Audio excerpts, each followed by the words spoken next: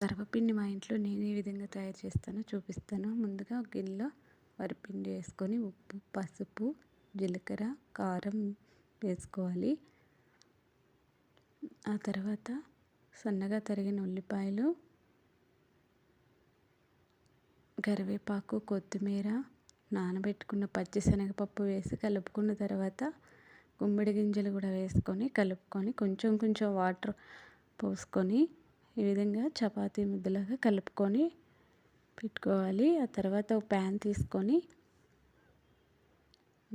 మందపాటి ప్యాన్ తీసుకోవాలి.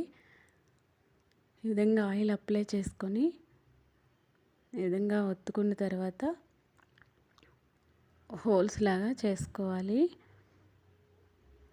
ఈ విధంగా చేసుకొని స్టవ్ ఆన్ చేసి స్టవ్ మీద పెట్టుకొని కొంచెం ఆయిల్ వేసుకొని మూత పెట్టుకొని కాల్చుకుంటే ఈ విధంగా సర్వపిండి తయారవుతుంది.